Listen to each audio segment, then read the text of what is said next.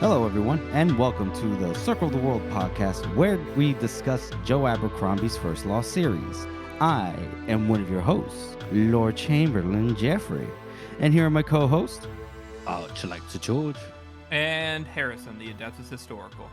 We continue our coverage of the Age of Madness trilogy with a little hatred. We cover Guilt is a Luxury, Keeping Score, and a little public hanging. So let's get started, folks. As usual, Need to thank the people. Yes, we love you. We need to thank you. You guys have been so great. Our downloads are at a consistent level. And George, prior to us recording, George had asked me if I checked Reddit recently. Right. One thing I forgot to say to him was, for some reason, my Safari was on a Reddit post from like 2 years ago from somebody thanking us just like for having this podcast. And I was going to be like, wow, look at that. And then I was like, oh, wait, we're late to the game there. But if you are still listening. If you're on Reddit, you can feel free to thank us for doing this podcast. We've actually gotten it. We've gotten a lot of people thanking us and saying this is a good podcast, and they like listening to it, and like those really, as we've said before, those really do mean the world to us. We read those, and I guarantee you, it makes all of our days whenever we read those posts or those emails. It really does make us so happy. It does. We love to know the fact that we made your commute that much better. Or your cooking. Or sat on the toilet. Or a smoking sesh or some shit. I'm sure that's happened. Smoking some chaga. You don't smoke chaga. Whatever. I'm just kidding. What? Oh my lord! No, you smoke chaga in the original trilogy. Nowadays, you eat it. Apparently, it's a modern thing. I do wonder too. She talked about these chaga pellets, which wasn't a thing before. I wonder if there's actually like a small industry that has popped up in the north that they do now. No. It's kind of like a mushroom, isn't it? So they can either like break. Wait, we're jumping ahead. Hold on. Slow down, folks. No. We're still talking about chaga. We'll just get chaga out of the way now. Yeah, let's get chaga out of the way. We talked about it once. In the original trilogy, they smoke it. They specifically say chaga pipe.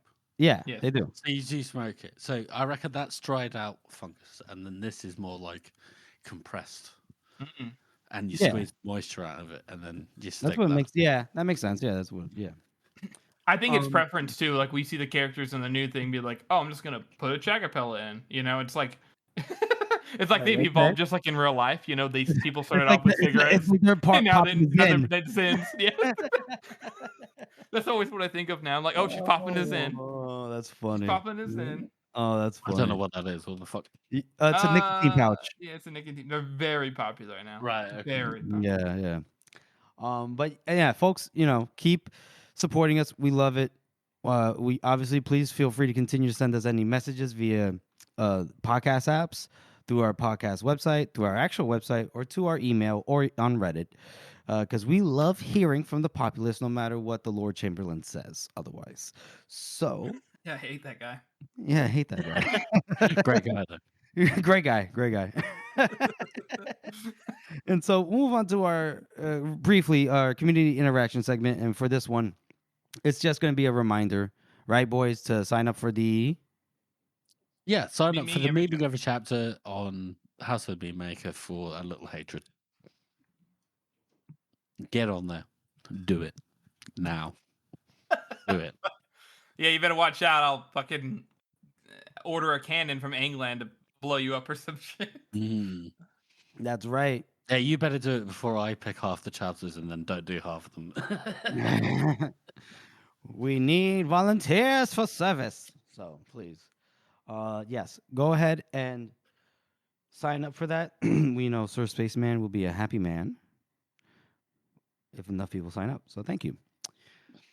So with that in mind, we're going to go ahead and move on to our first chapter read-through, which is Guilt is a Luxury. And Rick has the luxury of giving us 2 chapters in the beginning, as opposed to everyone getting 1. Like, ugh. What? She's already like sticking to these pages. Already favoritism. It's already a sign that Joe's becoming too woke by pandering to the women. To the manic pixie dream girl. This son of a bitch. Seriously though, I feel like the only reason why this chapter is separate is because Ricker's first chapter and the first chapter of the book ends on that point on a cliffhanger where you're like, oh, Uthred's burning and that's a very thematically good point to end the chapter. Yeah. Whereas this could have been after that. this could have been a post note. Yeah. Yeah, this could have been a post note to Ricker's first chapter. But this ain't going to be a long one, folks. But basically, Ricka and Isern Ifel are trudging through towards Ulfrith still, but they're not sticking to the main roads. And Ricka is not totally with this because it's pretty uncomfortable. And like she thought she was like an outdoorsy kind of girl, but she realized that she wasn't like really built for it. Like she likes, taking walks in the park and she likes to picnic. She doesn't really want to go backcountry hiking through grizzly country. No, thank you. So I do like how she says that so like Leo, how Leo went to Ufrith to be tutored by the dog man. They had like an exchange. She went to Ostenhorn to learn about stuff and learn the language and all that. Like she apparently she had a tutor in Ostenhorn and how to build a shelter from ferns and how to set rabbit traps, even if they hadn't worked, how to reckon your course from the way it grew, how to tell a man from an animal in the forest just by their footfalls. I just love that that's like a whole section here. Mm-hmm. Absolutely. I mean, even Ricka is fairly set, like a sheltered, living with Dogman in the High Hall, and she is like, we don't really know more, about women in the North apart from Wonderful, basically, and Seth as well. It's the only two women that we actually know in the North at this point. So Ricka that we know. So if we know only those two women, then Ricka must only know those two women. Absolutely, that's exactly what I'm saying. But what I mean, and certainly Fair and Wonderful are barely women anyway. So I mean, that's terrible. Jesus Christ. Anyways, that's a joke. No, that's awful. You can't say that.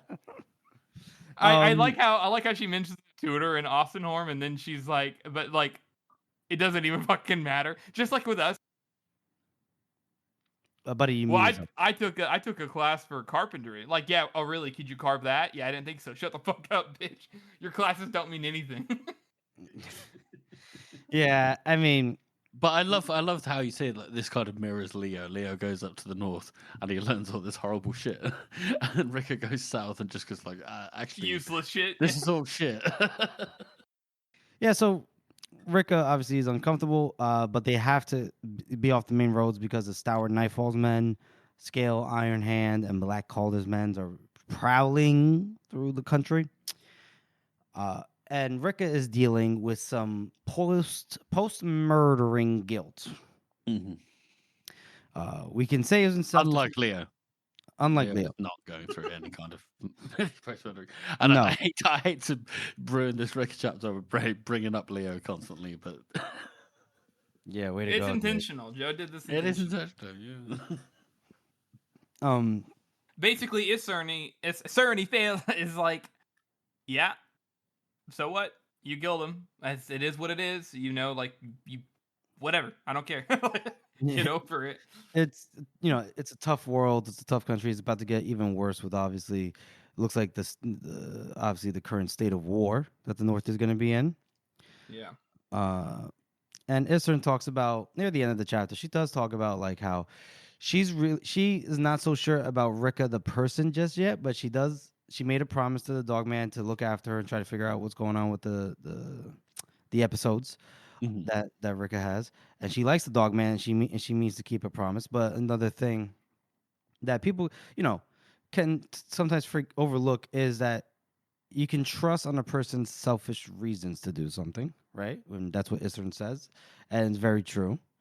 Like if they have a selfish reason to follow through on a promise, on any kind of like directive, then you can trust that kind of to be like the driving force. And for her, her selfish reason is that she knows that there's a better North waiting, North free of the grip of Scale, Iron Hand, and the one who pulls his strings, Black Calder, and the one who pulls his strings even. Oh, Ooh, a North free. Turn is aware of bias. Yeah, he looks He's like also it. a damn communist. Yes, apparently.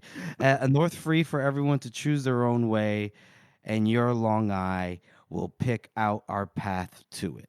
So Isern is laying her ideological goals on Rika's Yeah. potential long eye. Even though for Isern, she's like, "Yeah, you got it, bitch." Once you saw your hometown burn, I love how honest she is as well. It's like, she's like, there are 7 people outside of the hills that I would trust my life to. And she's like, well, am I one of them then? She's like, not really. But also, you might be the key to a better future. Yes.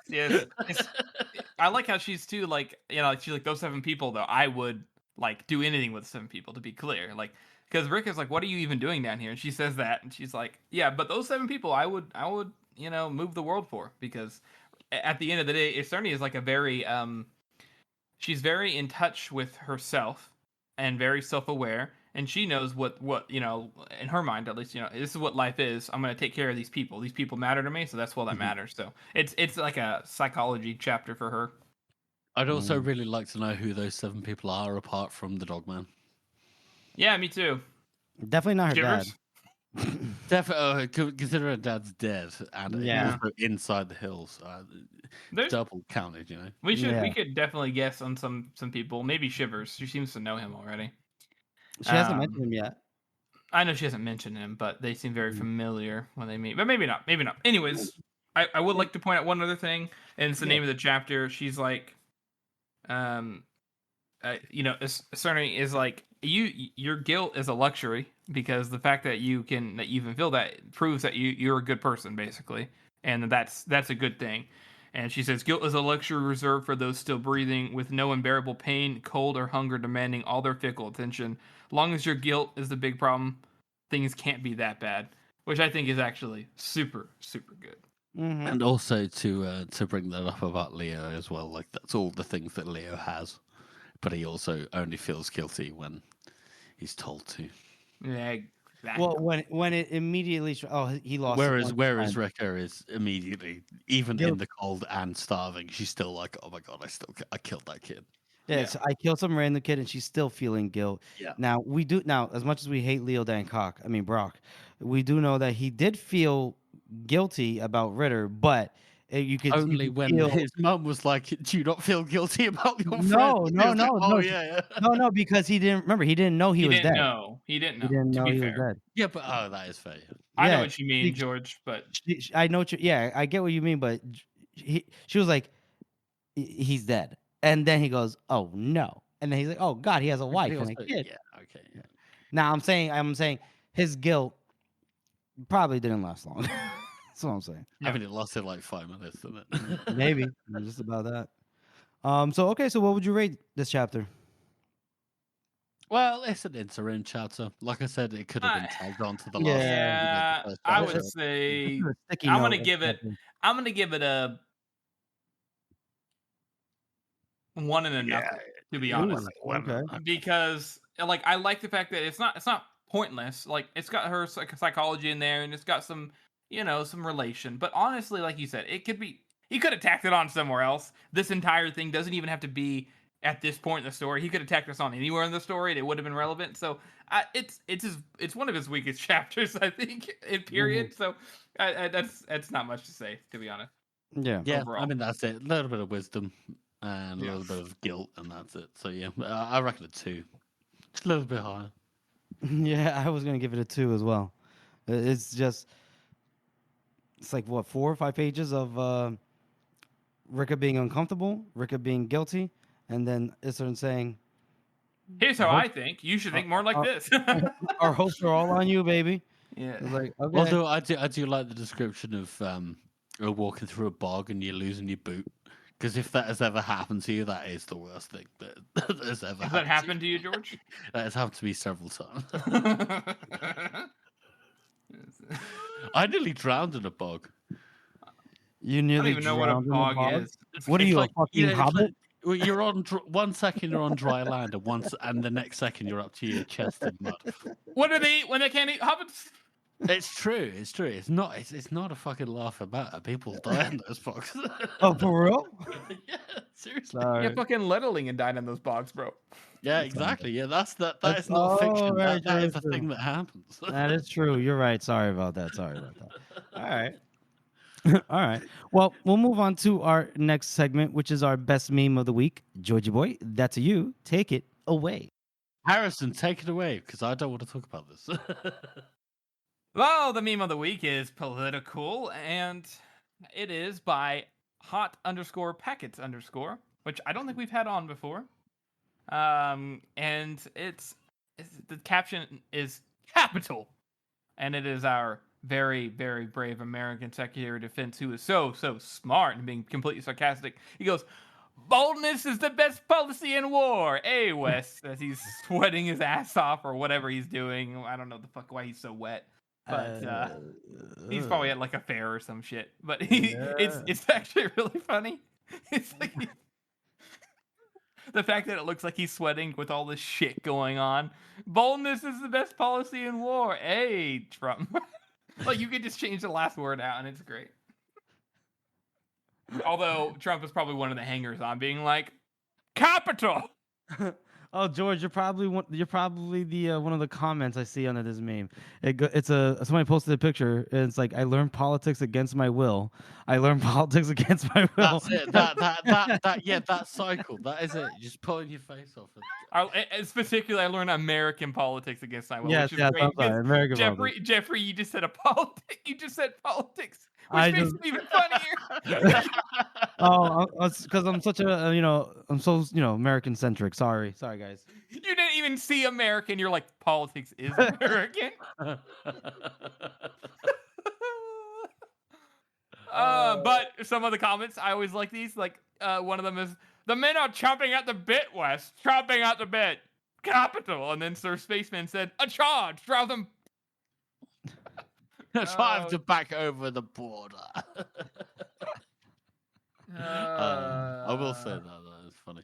And then Slur48 said, "The implication that he'll die a glorious death gives me joy." Glorious.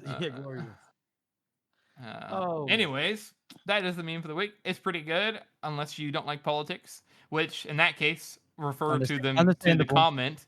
Learn American politics against my will. Learn American politics against my will. If that's the case, sorry for making you learn American politics in a very vague, funny way. And against your will. Sorry about that. And against your will. Mostly against your will. But the people have spoken. That was what was chosen. That was the most upvoted. Sorry, guys. Sorry. That's America for you. But thank you, hot_packets_ for that meme. We appreciate it. Well done, sir. Appreciate it. So we'll move on to our second chapter read through, which is keeping score. Ladies and gentlemen, we have the arrival of one of the most talked about characters, most beloved or adored, or what's another word? Are you kidding me? She's the fucking darling of the slums. Fuck off, man. She's the wow. Why are you getting so upset with me? Jesus Christ. She's the darling of the slums. How dare you? Oh my God, I'm not even saying anything. All right. Well, we have Savine Dan Glockta, folks. The daughter, the true-born daughter of Sam Dan Glockta and Artie Dan West. It's not Dan West. Sorry, Artie West, aka Artie Dan Glockta. Relax. Yeah, you Sorry, my bad. Jesus, you waited. You don't like me getting into the lore whenever we're talking normally. No, but now you have a problem. Sorry, I just didn't realize you getting into lore means having to belittle another woman because once again, Harrison's misogyny. The fucking darling of the slum. Shut the fuck up. Harrison's misogyny rears its ugly head. Well, if we want to get technical, she is actually, Savine, Her August Majesty. That's not technical. Yeah, she's the first child of the monarch.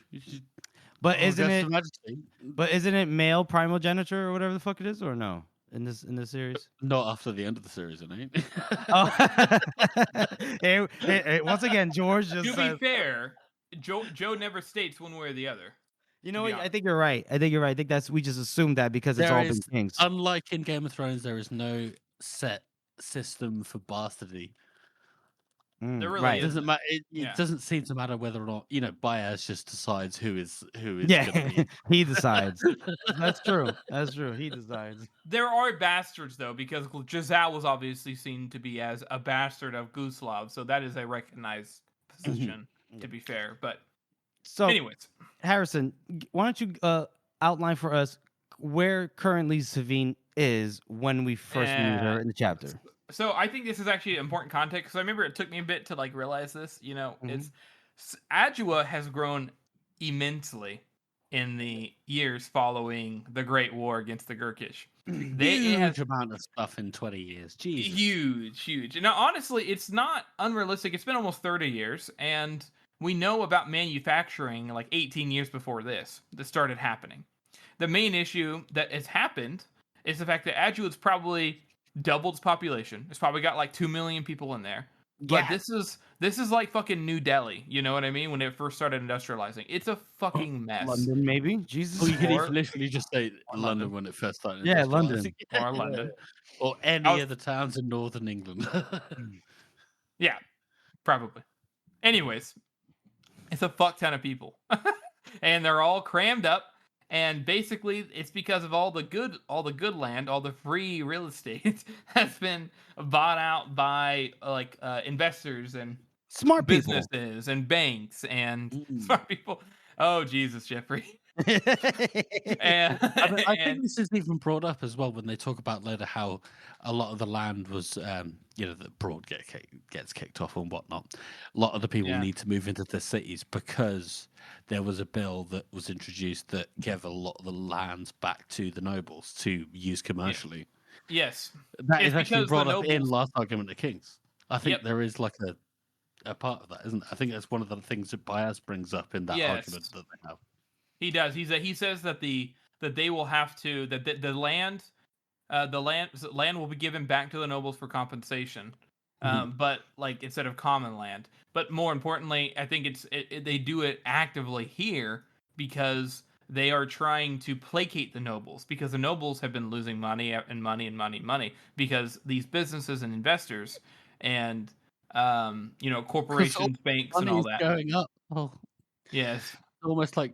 It feels really familiar, Yeah, it's super industrial revolution in England. It's super to the point. Profits over everything. Who gives a fuck? There's no laws to protect little people. Everybody's just running rampant, and so you see that here. She's walking through these slums, which used to be.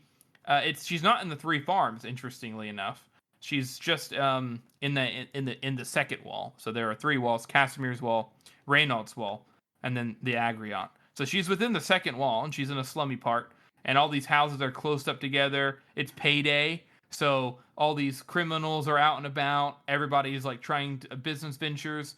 There are, all these stands where people are trying to sell stuff because they know people are going to buy things this day. And the streets are caked in mud. There's all these dirty kids running around trying to steal stuff. It's like pure. Every single time that we saw Adua in the the first trilogy, we always saw it as more like quaint, medieval, modern, very nice, and it always seems sort of reasonably friendly, even at the docks and stuff like that. Even when they try to get mugged. Floating down. Don't go down any dark alleys and all that, but now it definitely seems like an absolutely ranted shizzle. Yes, no, it's like London right now. Ideologically speaking. Oh no, we can't do that. No, we can't do that. Oh, we'll get canceled. Anyways, we also know too, like the size of the city has gone from being like, the 3 farms is the lower part of the city, and then there's the inner part, and then there's the Agrion. Now it's bursting out past the walls. There are the 3 farms is filled up with houses, and past that there's you can't even see farms anymore. It's just buildings and buildings and buildings, and if they're all off in the distance. And it's the 3 farms was called the 3 farms for a fucking reason, and it's not the 3 farms anymore. And, back in my day, the 3 farms. Daddy, why is this there? Why do we live in the 3 farms? Well, son. Anyways. And I feel like this, like, anyway, yeah, moving on. This whole sort of, like, description of how far the Union has come really kind of sets the tone, doesn't it?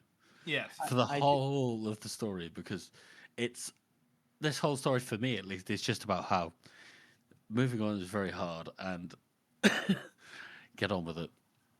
Yeah. So, can That's you? a good point, George. Can you clarify something for me? One of you two, you might know this. The kid, the Link boy, as he's called, he guides Savine and Zuri to the place that they're going to, the first bar or whatever, right? Yeah. But it seems like he asks Savine, "Is this really the place?" And she goes, "This is the place. Our heartfelt thanks for your guidance."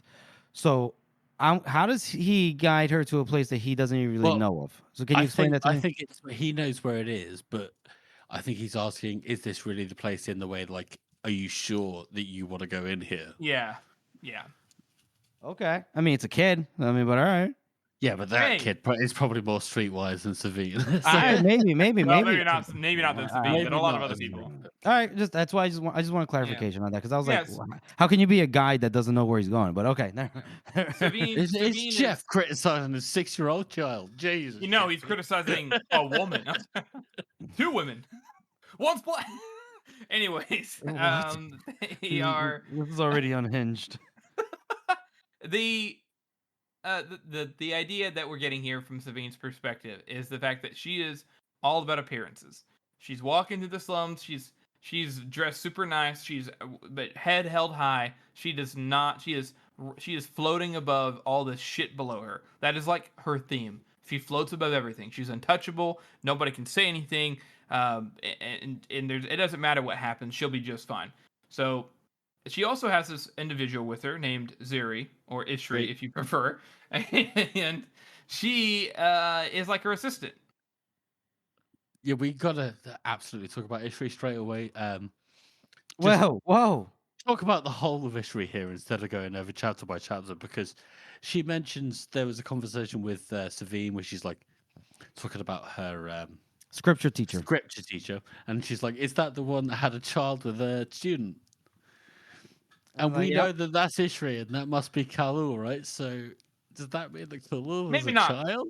Maybe not, because Khalul may have not been the one to do the scripture teacher. There's other people. No. We know it was.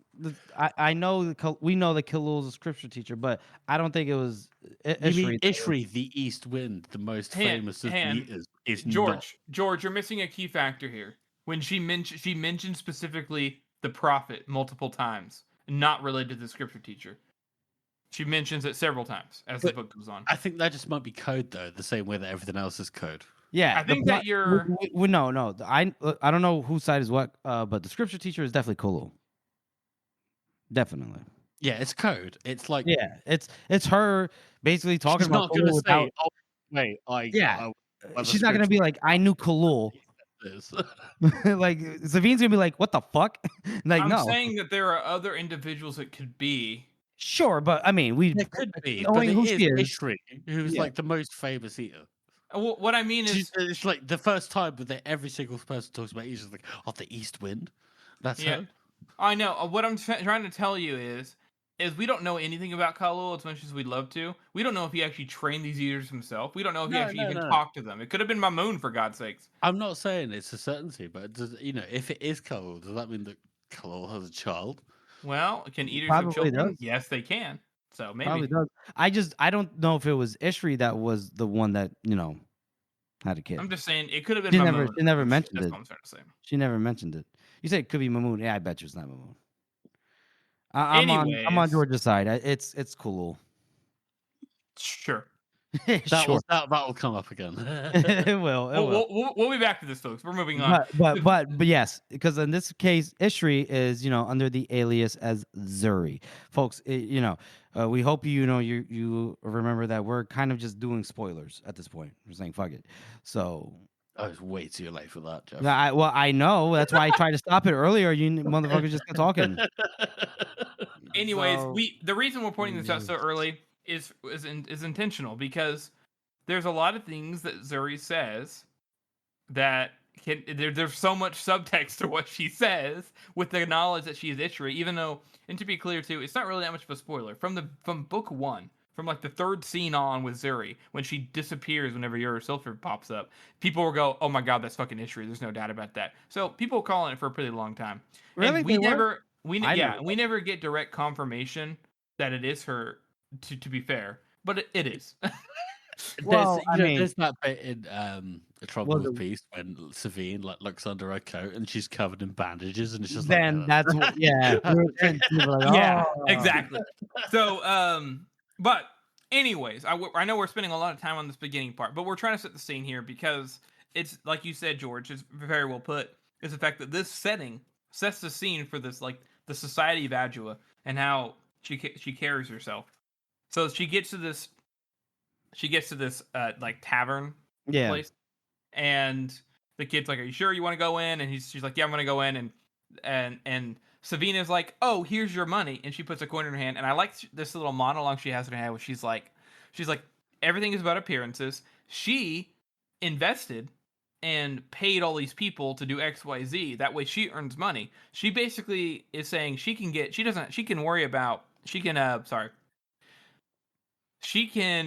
the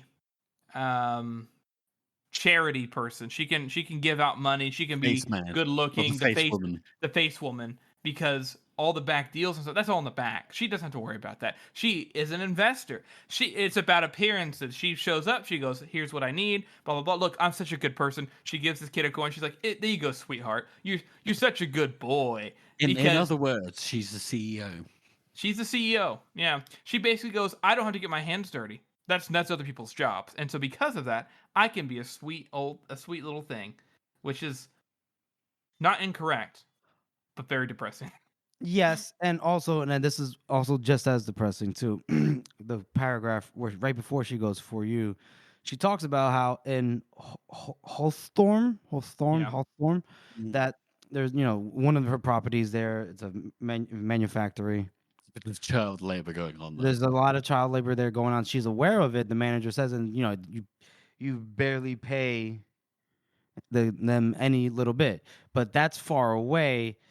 And things in the distance seem small, even the sufferings of a child. So here, what she sees immediately, this you're chimney, like, oh, fuck her. Yeah, Jesus. yeah. So, but yes, fuck her. Because like I was saying to the boys, right before we started recording, I was like, oh, man, I really don't like Savine and really don't like Ortho in this like first reread.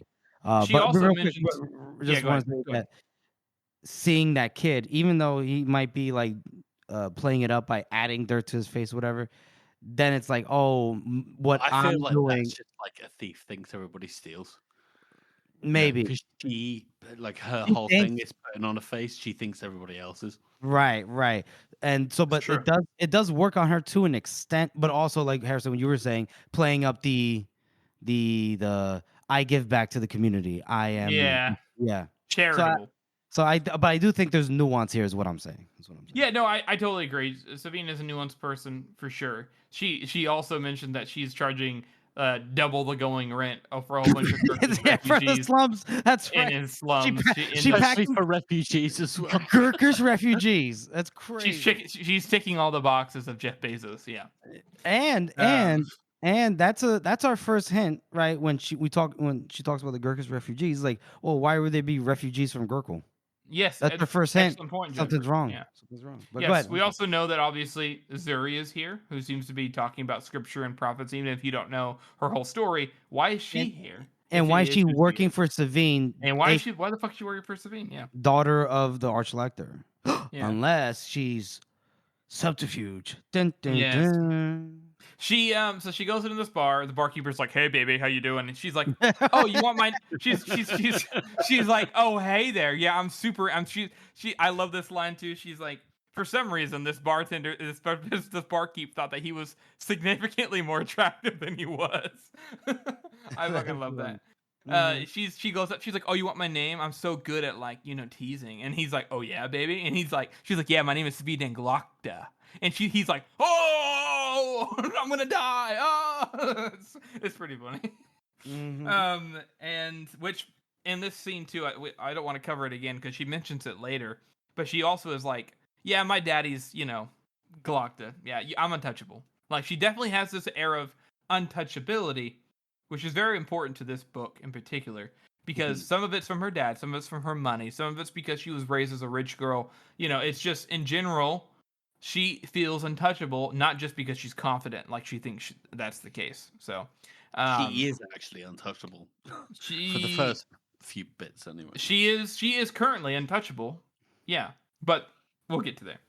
So, she basically she's doing a meeting, and here we get a sense of like Savine, like this is kind of where Savine kind of really starts to grate on me. Just the way she talks to people, very belittling to Majir. And well, for all I know, I don't know. Maybe Majir is a piece of shit kind of person. I don't know. But she has taken Glocta's like ideology of ruthlessness and taken it to the absolute extreme at all times. Yeah, but you must be cruel to everybody. Yeah, but else. Glocta. But Yeah. no. Sanda Glocta is not cruel to. He's actually polite, he has manners. He's just ruthless. Yeah, there's a difference. You know what I mean? That's what I mean. She's combined the cruelty and the ruthlessness and put it all into one. But you know what I think it is? I think it's one of those instances of a child aspiring to be like their parent that they maybe look up to, but yet they haven't developed the actual nuanced approach. They see, oh, he's strong, ruthless man. I be ruthless in all aspects of life. It's like, come on, girl. You should be better than this. Absolutely. She will get better than this. She will get better. Don't worry, folks. If you're a first-time reader and we haven't turned you away with all the spoilers. And you know what? She is so cruel and brought up this way in such a certain way. We learn at the end of this episode, at least, that she's like 29, 30. 28. 28, yeah. Because she's already is pregnant with her at the last Argument Kings. Of course, yeah. And this kind of ties in with my conspiracy theory of how Glocta and Jazal have raised Orso and Savine so badly that the Great Change is more likely to happen. We should mark that for a YouTube video discussion, folks. Well, I've already done the Orso part, but I think the Savine part. No, I don't remember the Orso part, but we'll talk about it. So yes, and so Savine in this conversation with Majir, I mean, I guess Majir is financially beholden to Savine, and slides her a flat leather pouch, as like if it's money, and Savine is like, is it all there? She goes, yeah, it's a promissory note from Valen and Bulk. And here we get a little bit of insight, right? Because Savine, in her inner monologue, is like, oh, really? She goes, well, she knows that Valen and Bulk had a dark reputation even for a bank, that her father had often warned her never to deal with them because once you owe Valen and Bulk, the debt is never done. But a promissory note was just money, and money can never be a bad thing. Wink, wink. So she gives the pouch to Zuri.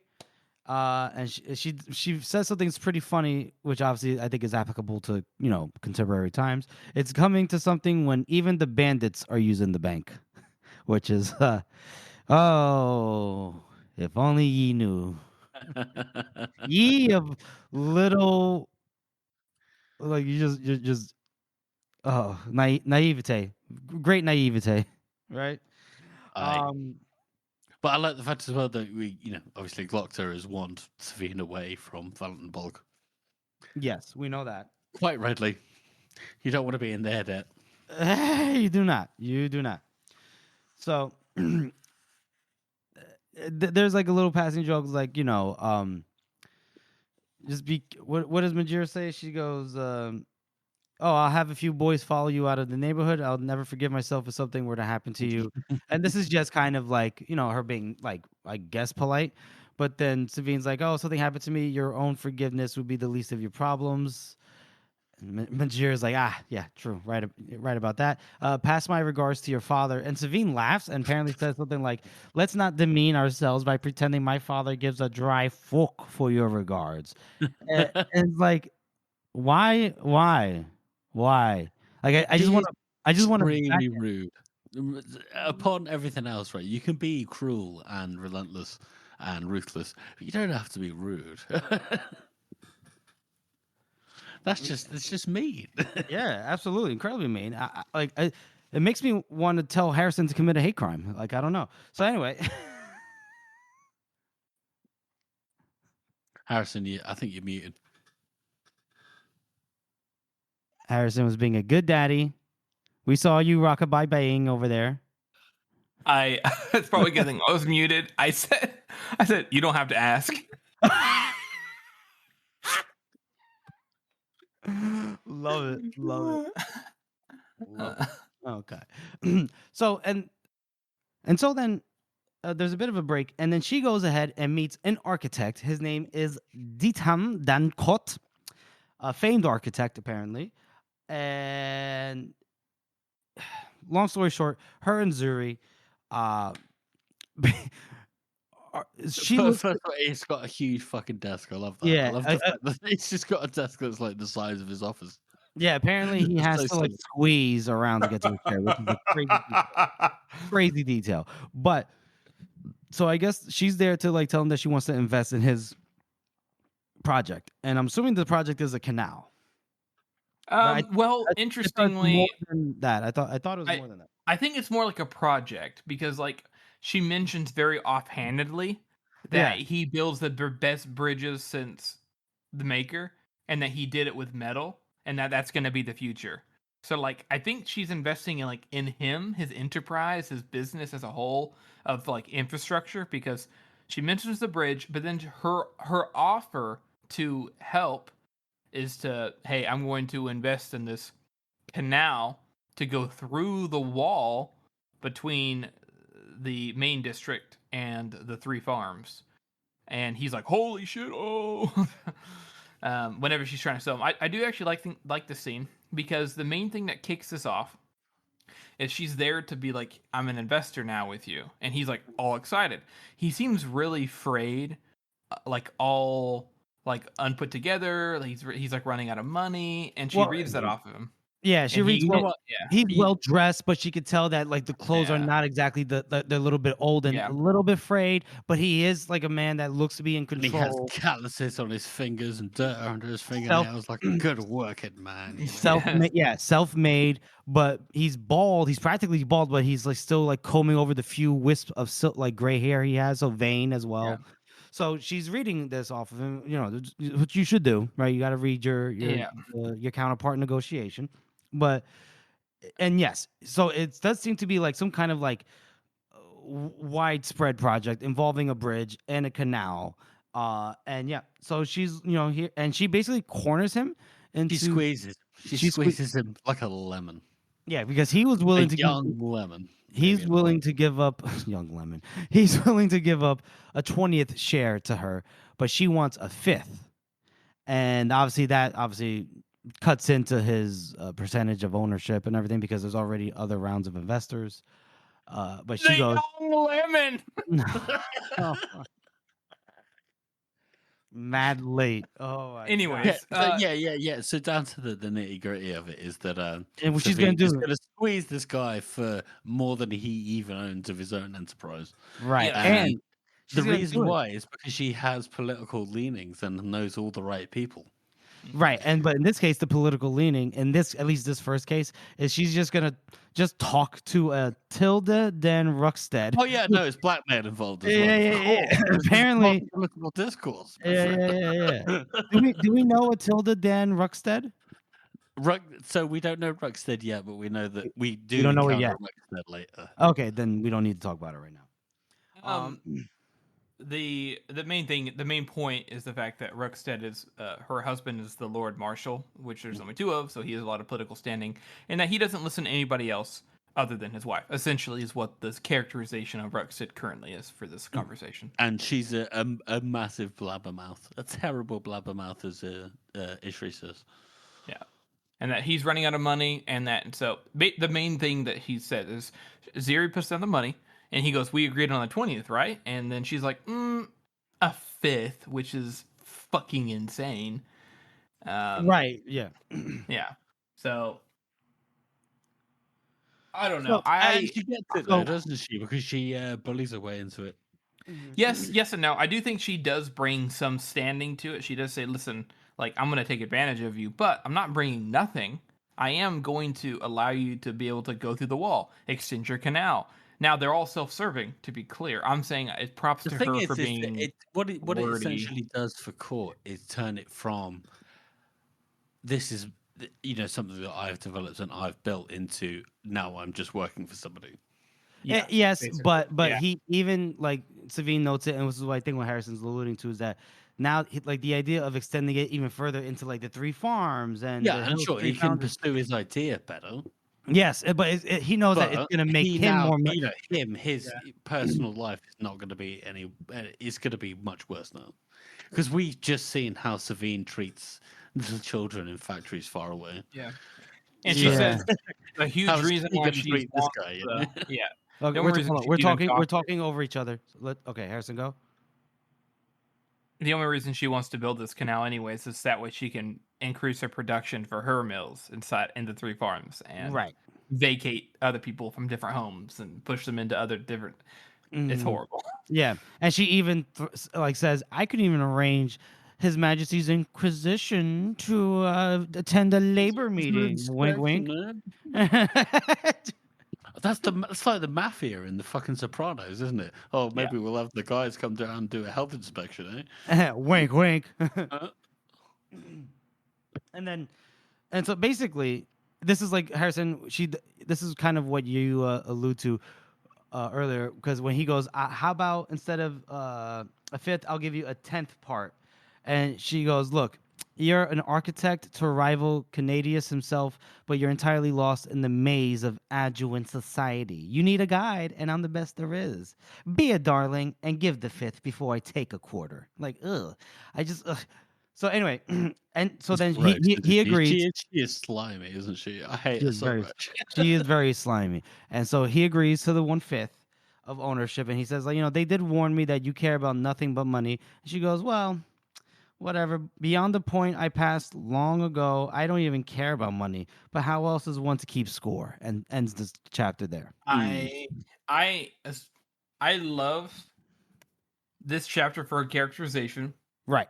She mentions the keeping score part. It absolutely rings out. I don't even care about dying or living. I just don't want to. It's clocked it. It's clocked it. It's It's blocked definitely through and through. clocked it. However, That is Glockton. You're right. That is here's the Glockton. thing that characterizes Savine even more. That this is what Joe's so good at in this series.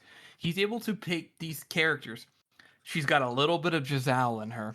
Naturally, there's some stuff in there, right? There's some greatest chin in the union. There's yes, yes. There's so much RD in there though as well. Yeah, exactly. She's got some Giselle innately.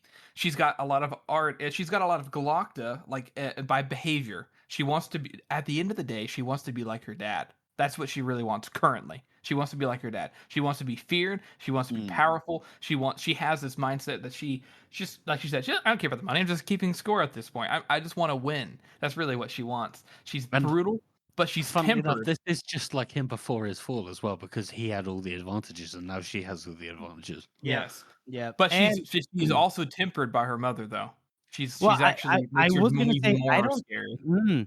I don't know if she's tempered by Artie. You know what I think? I think she gets Artie's tendency to be very biting, very like cutting.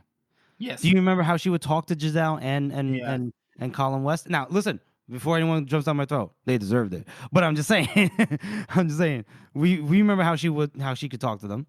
So I think that's where we're getting that kind of like almost like that, like the desire to keep score, very Glockta, right? Like doesn't even care about it. But then that like inability to stop herself from being like just mean, Artie all day.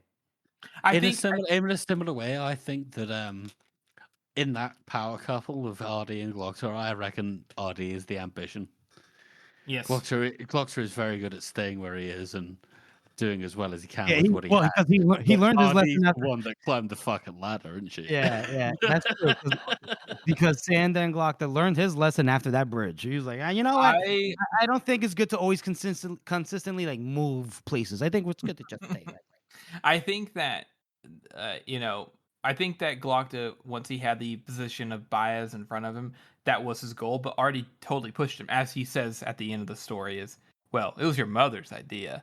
So there's that factor. But also, I think Artie comes out in her, yes, in the biting way, but I think it also comes out in the way, like she's got this mindset of Glockta, but with Artie's influence, she has this mindset of like, this is so, like, she has the intellectual prowess of her mother to just be like, this is so boring, like nonchalant. She's not even invested in her own conversation. She's just invested in the goal.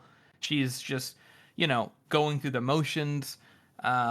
She cares about appearances. That's all her. But I just think there's so much Artie that we see as it comes through. She's, like you said, she's like biting, impulsive. But it doesn't come from a place of immaturity. It comes from a place of like boredom. She thinks she's better than everybody, and that just makes it worse with the traits that Giselle has, and even worse with the mindset that Glockta has. But it's so well done in such a short period. So I think I'm gonna give this a 7 out of 9. 7 out of 9. Okay. George?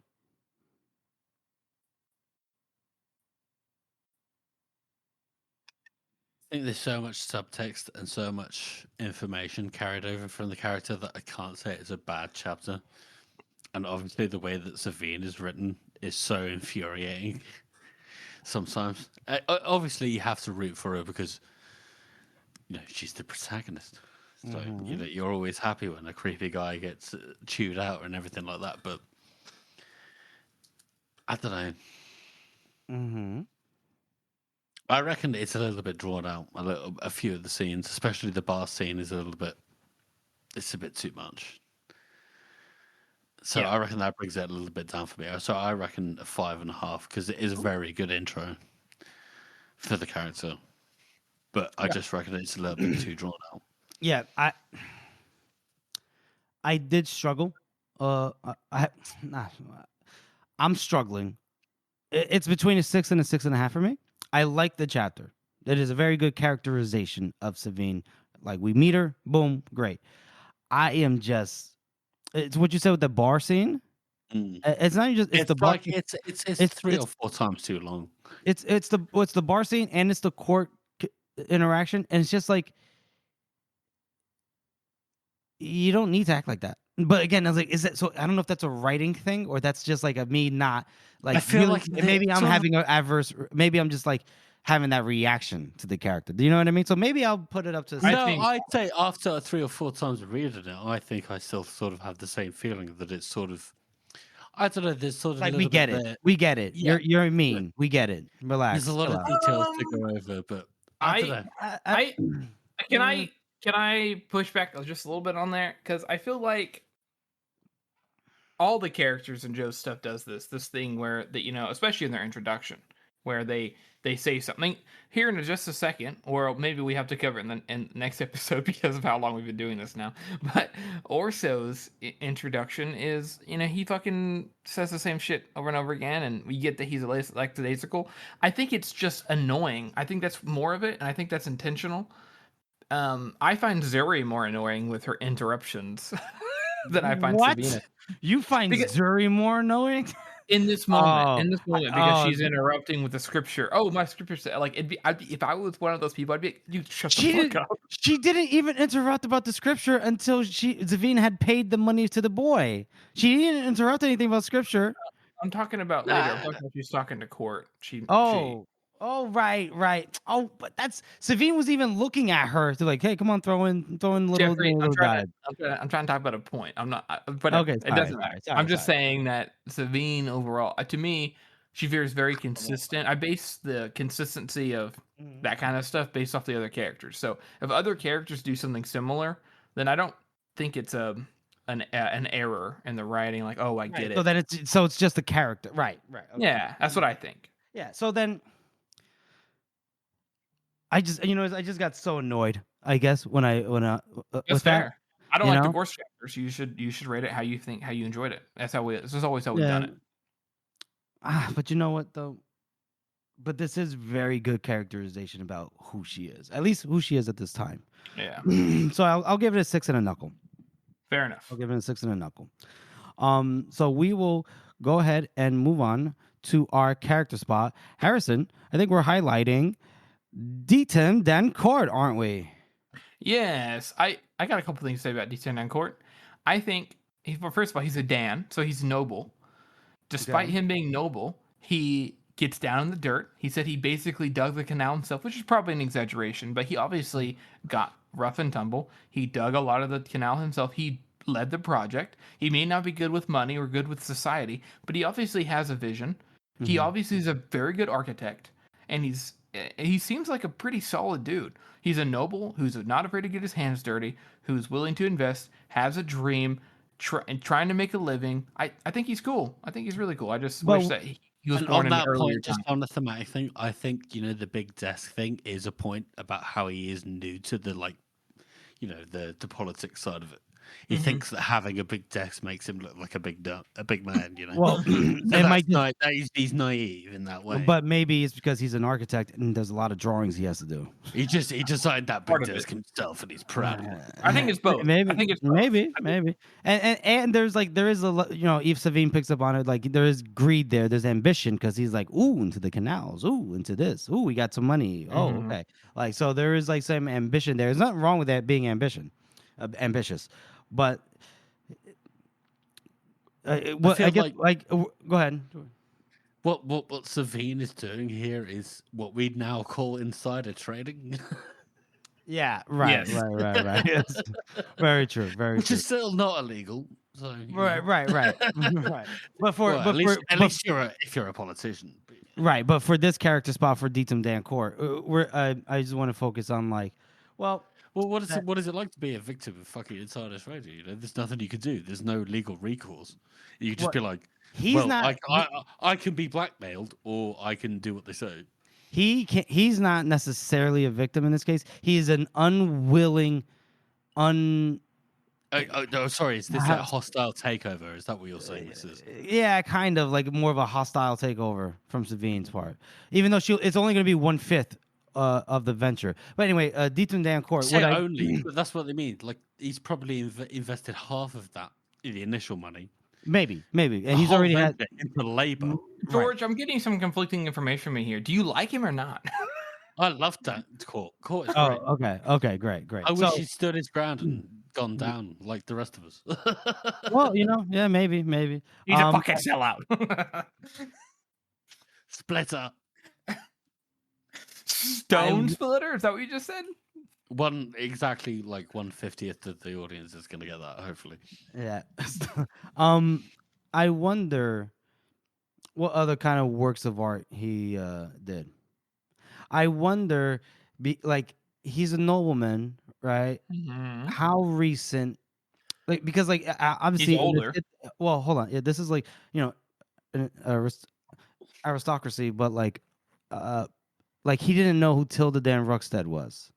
And he's not familiar with a couple, he's kind of unfamiliar with something. So why would a man be involved with that side of the? He's just like an investor. Well, right. But I'm thinking what I'm trying to say is I think he might come from a noble family, in the sense of the aristocratic family. I just don't think that he's of a lower tier aristocrat. Right, that family. Or he just never ran with that side. Obviously, he could just be from the. He could just be from the other side of Middleland, From the other side of Middleland? Yeah, that's true, actually. Yeah, he could probably just be from a different city. Who's that guy? He's not from Adua. Not from around here. Not from around these parts. I definitely get the vibe that he's not from Adua. So I think he's he's a very classic Joe side character. He's got some shortfalls. He's got some upsides that are very easy to see super quick. And it's very impressive that he does that, So props to you, Court, for for trying your best, but also you're a sellout. So fucking. I don't think he's a victim, but I also don't think that he is. I don't think he's a victim. I You don't. can't say he's a sellout. I'd He's fucking sell not. out in that situation. He's not Doesn't a mean you're sellout. not a sellout. No, I don't think he's a sellout. If I don't think he's victim's hard.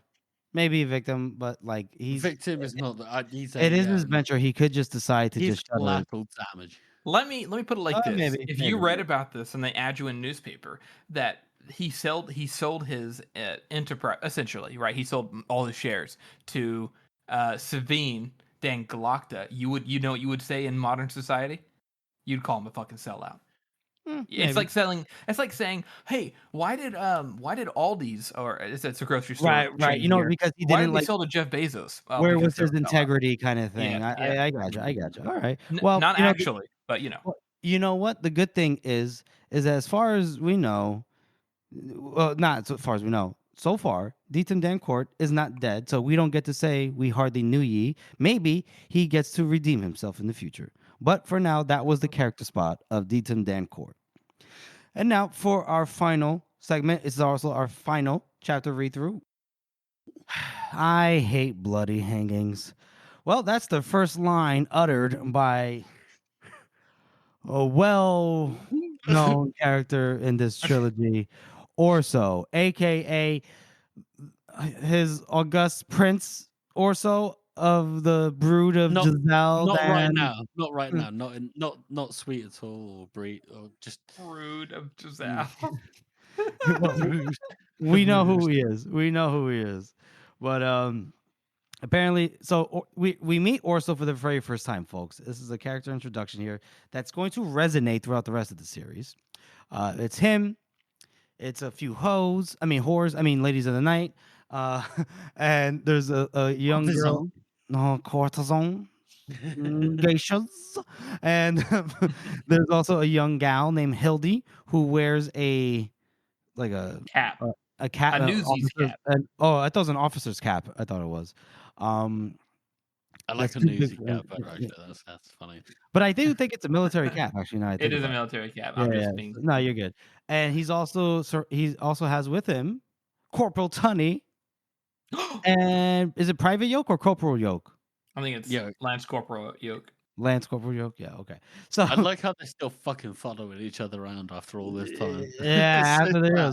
So now Tunney's older. We get to see him back here again. What's up?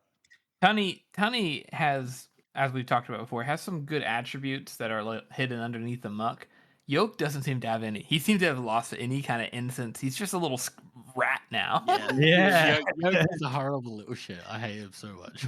His Yoke has gone rotten. Yeah, he's a bad egg. He's a bad egg. That's way funnier than it should be. Holy shit, that's so funny. That's a good one, George. That's a good one. Love it. Thank you. So apparently they're attending a public hanging for 3 people, and obviously after that first line, Hildy goes, "Well, you could stop it, I guess, if you wanted, because Prince and all." And he's like, "Oh, I suppose, but somebody we really shouldn't interfere with the judiciary." It's like, okay, buddy. Lies, like everything in his mouth. Also, all of these like intrusive thoughts that he has, everything that I hate in myself. So this is the character that I resonate with the most, because every single time I see him go, "Oh, maybe I should," but oh no, I won't. I said, "Oh, that's me." I think it's easy. I think we can easily say, if I'm not mistaken, correct me if I'm wrong, Harrison or George, but isn't it pretty much like confirmed that Orso's just been he's been depressed? He's in a mess, like huge. He's absolutely depressed. Yeah. So he's depressed.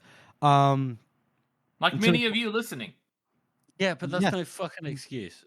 All right, hold on. Jesus. We're all depressed. This is just the first chapter. This is just the first chapter.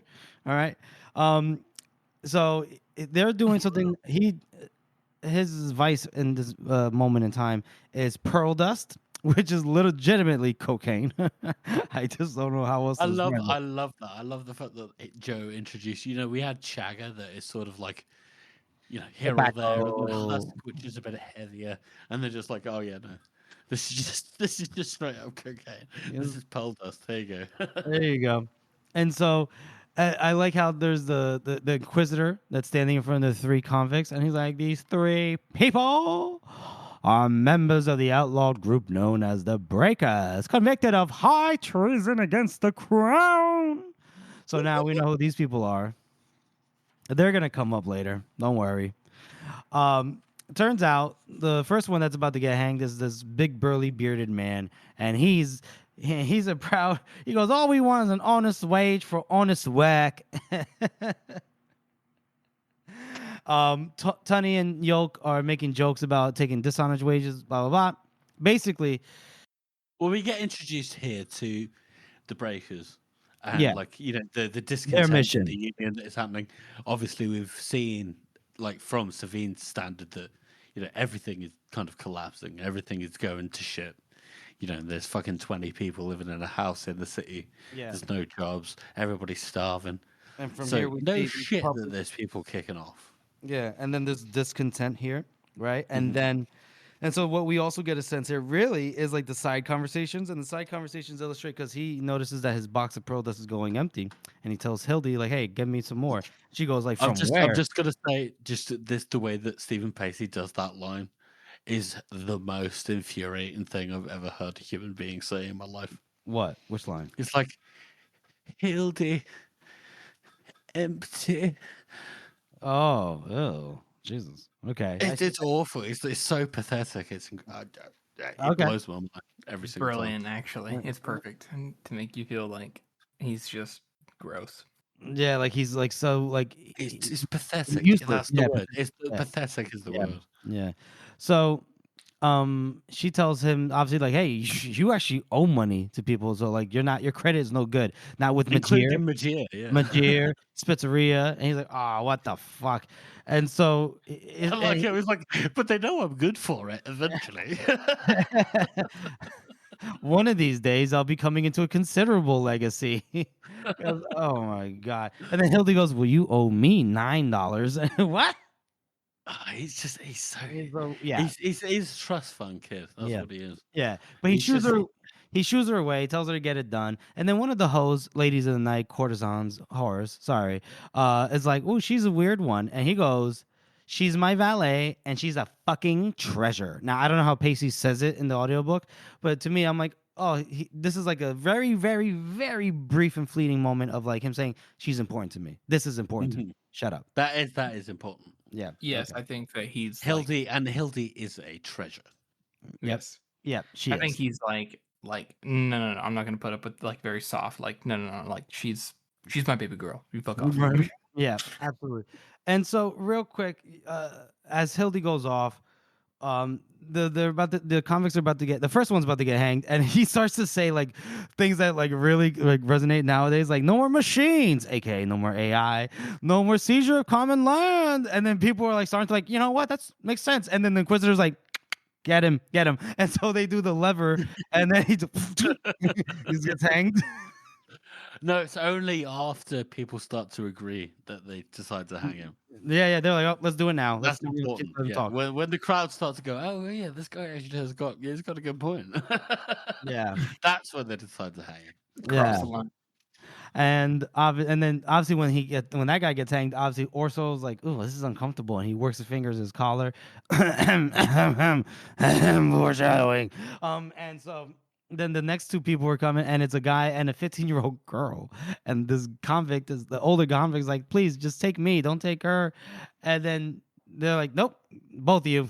And she pees herself, and Orso was like, "Oh no!" And this is like a moment.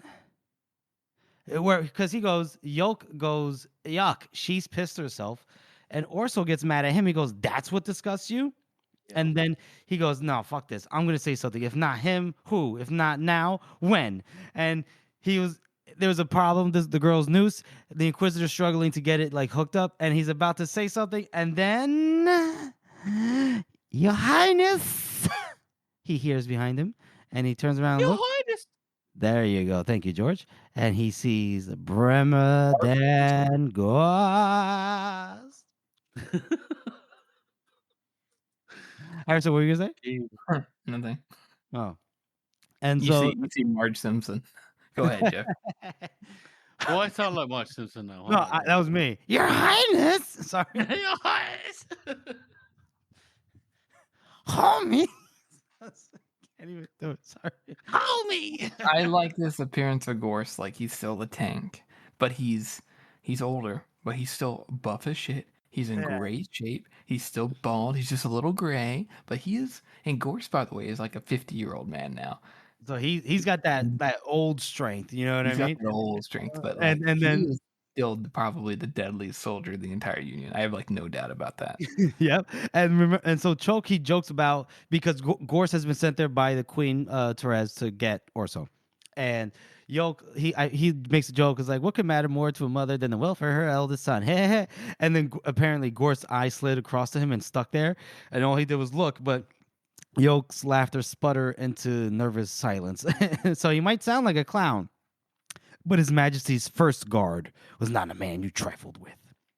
So basically, Orso sends Tunny and Yoke off with the ladies of the night, and he follows Gorse over to his mother, where they're in the palace. They're in some the room. There's some big room. I don't know. And he's speaking to Therese only in Styrian, which is interesting, right? Like this is very much a duality of two identities here. Obviously, because Therese is really holding on to that Styrian. I really like the fact that also has that sort of dual identity as well. Yeah, Like, he doesn't just think of himself as like a part of the Union, even though he's a piece of shit at this point. Later, it's more important, but it's just a good seed. Yes, and here Orso's personality with just Therese is very lackadaisical, very I've just snorted the right amount of pearl dust to even out the husk I took this money. I love this whole thing where she's like, this is, it was quite winning when you were like this at 22, and then at 25 it was a bit wearisome, and then at 27 it was old, and now you're 30, so. Well, no, you're off a little bit by the ages, but yeah. Because he's 27 now. Oh yeah, he is. Yeah. Move that all back one. Move that back. It's quite winning. 17, 22, tiresome. Yeah. 27. Yeah, there you go. I aged that up because I'm feeling old now. No, stop it. You're not old. He is. I do think too, though, that like it comes maybe not clear yet, but he loves his mother very much, and just like with Savine. And the way he acts as we see the story. We don't see as much here in the beginning chapter. I don't think it's done as well. But obviously his father is there in abundance. But his father is also, his mother is just as much there. I love that. It's done super well. And we'll get more into it whenever he shows more of that.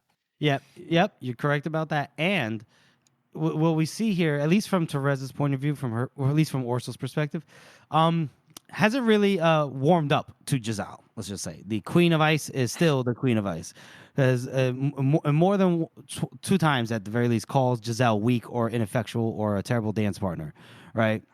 I love this. I love that line though, right? Because he's like, well, why not? You love. He's thinking to himself, and this white part. This is how most men think about their mothers. Like, why don't she dance more? Mother, you love dancing. Like, you do want to see your mom happy, Because that was the worst day of her life when she has to dance in front of all those people. Yeah. But she obviously has danced, though. She's very good at it, and she does like it at times. She does like it. Well, she's a can't dance with the person she wants to be with. George, you're being too negative about this. I'm coming from the angle. She doesn't hate dancing because she's out ruined it. She's not that tiny. I just think that Therese is a very, very sad character. She is. Yeah. But what I'm trying to say is, like, he's like, why doesn't she dance more? And she goes, well, your father's, a fucking oaf. And he goes, well, he tries his best. Which that's perfect. Your father is an oaf. Giselle's an oaf, and he tries his best. I think that's so fitting for Giselle in so many ways. That's what I was trying to get to. It also shows how much he loves his mother, though. He wants to see her dance. He wants to see her be happy. and I think that's really sweet. Yeah. And so like the reason Therese is calling him because she wants him like, yo, listen, you're 27. We got to get this succession line figured out, right? So they bring in Lord Chamberlain Hoff, and is this, ladies and gentlemen, is this the same Lord Chamberlain Hoff has been? No, it's not. oh, it's not. Oh, okay. Well, it's his son. It's his son. Oh, okay.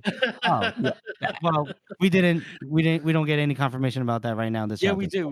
No, we don't. But Not in this chapter. Not in this chapter.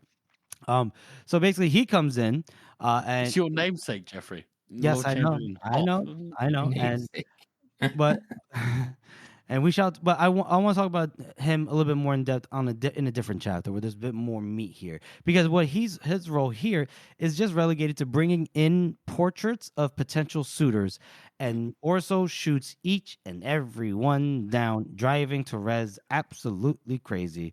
I do feel like Joe was trying to do a Tinder thing. This is basically also he sits down and he does Tinder with his mum. Yeah, basically. Right swipe. Yep. Yep. You're right about that. That's exactly what this is.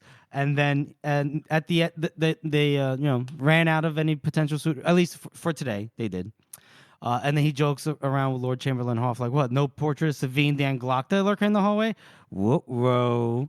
And he's like, ew, stop it. Also, don't do that. It's like, don't even joke about it. And Therese is like, yes. Therese is like that. Therese hates it. She hates it because she's like, oh my God. Don't even do that. You made that money yourself instead of inheriting it like every good thinking person. Yeah, that's right. Because she calls her mother a low-born boor and a drunk to boot, and she goes, and she made her money. By the way, how dare she say feelings. That? That's terrible. It's not inaccurate, though, is it? What? I don't care if it's inaccurate. How dare she? Oh my God. Yes. How dare she? How dare she speak the truth? That part of the truth, at least. But it is. Go ahead, Harrison. I just was gonna say I think that the way that she is like despises her too, it's like I don't know. I think it's crazy. I remember reading this chapter and thinking to myself, this is crazy, the fact that Therese played such a little part inside of the original story, inside the original trilogy, and now she's like, the main character's mom, and you can see her influence and how she acts. Like, it's so consistent though too.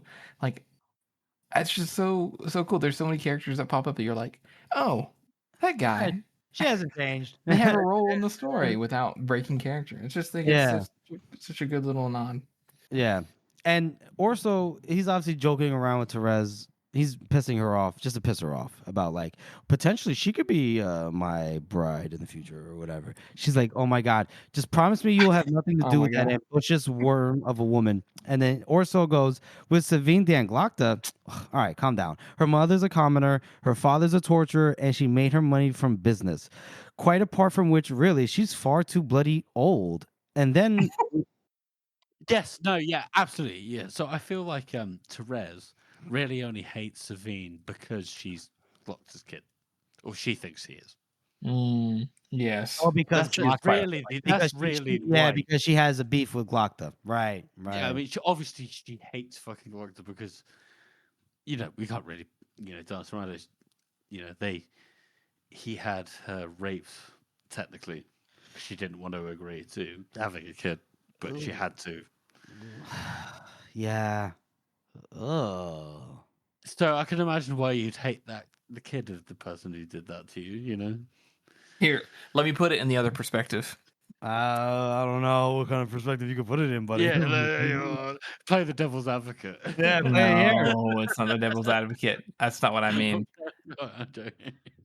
I'm putting it out there for all you straight male fucks.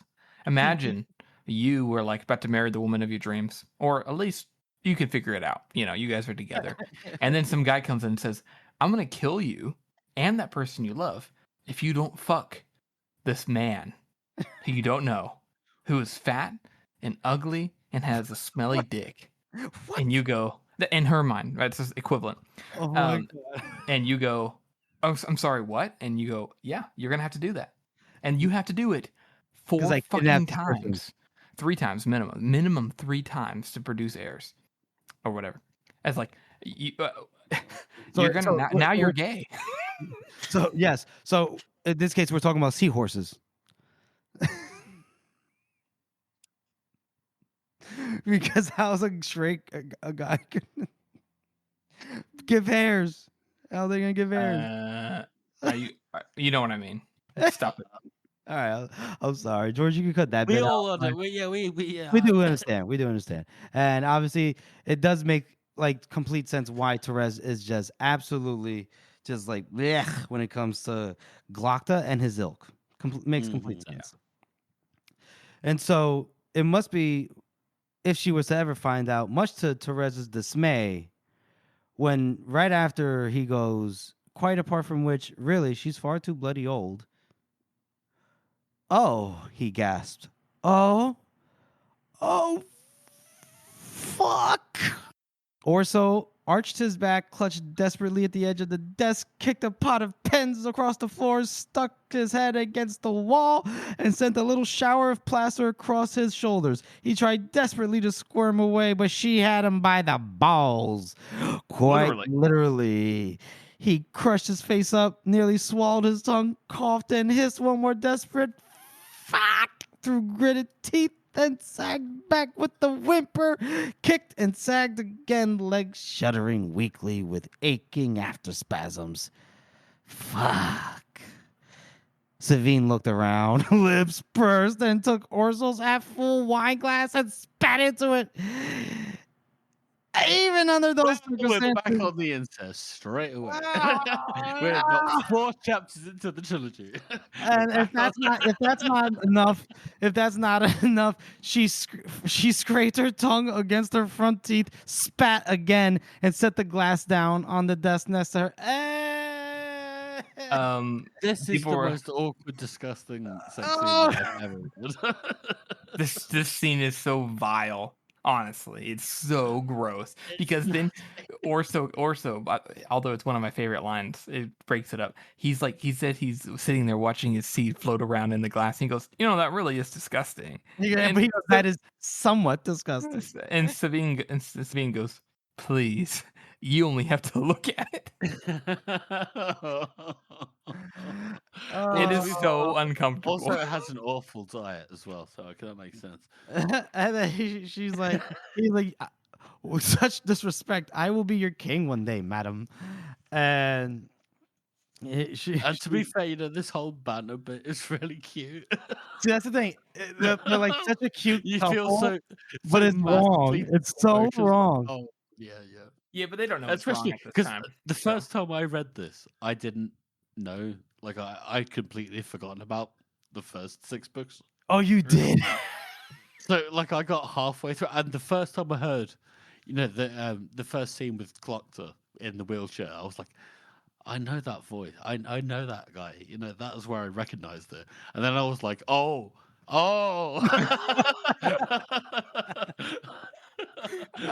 That's so funny, George. I do think it's funny too. They were like, Joe, you don't have enough incest in your book. He's like, oh, I'll give you fucking incest. But then accidental incest. I do think it's very important too. It's accidental. If people give this grief, here's the facts. When she finds out, they both stop. When they figure it out, they both immediately. So no shame on them, to be honest. Nope. To be fair, they didn't know. Unlike Monza. See, Monza knows, but we didn't see it. We just saw it. We just saw it. And yeah, exactly. For the reader, that's just like, oh my god. Especially if you've actually read the book. Oh my god. Yes. So like, I didn't have your reaction. Swimming in the cup.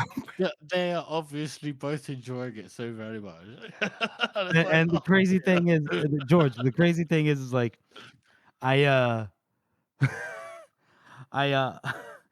I read this, but like even as like far as long ago I read the original books, I still remember. So I was like, as soon as I met Savine, that previous chapter, the other one, the keeping score, I was like, oh, this is Giselle's daughter, and then I saw this and I was like, oh my god, and I just wanted to claw my eyes out. I love though that he skips past all the pretense. These are late 20-year-olds.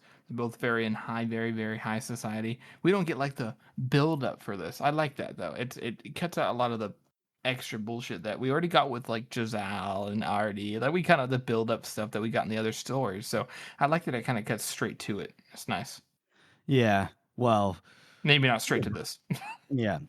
There's a line he says where he goes, "Why does someone as altogether perfect as you waste her energy on an adult like me?" So more self-hatred, but ugh.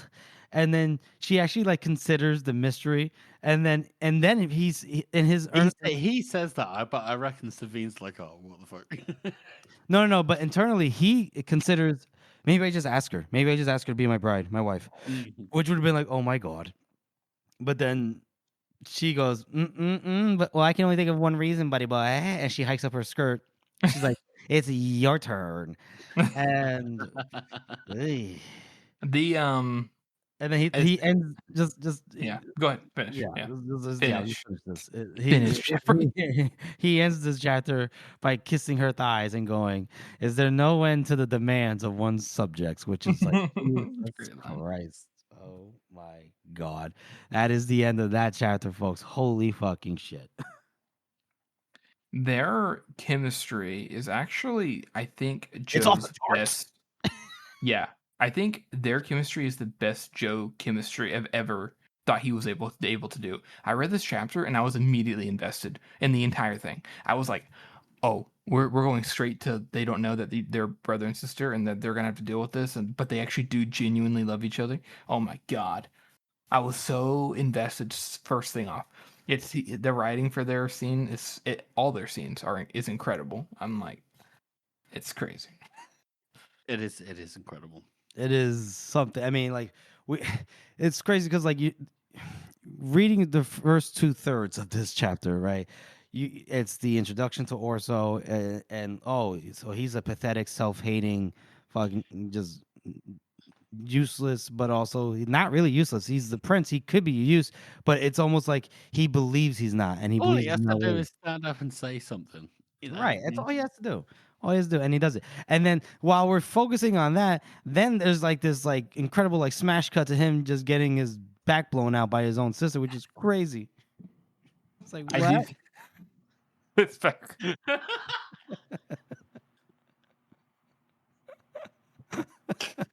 Joe does really master transitions in this one, to be honest. In this series, there are so many good transitions. It's so funny to talk about this in the way that we talk about like films, because you don't really think about books in that way a lot of the time. But he does it like that. He does do it like that. It's so good, so good. How would you rate this nightmare-inducing chapter? I fucking love this chapter. I'm gonna give it an 8. I absolutely hate everyone involved in most of the first half of the chapter. It's terrible. They're all awful people.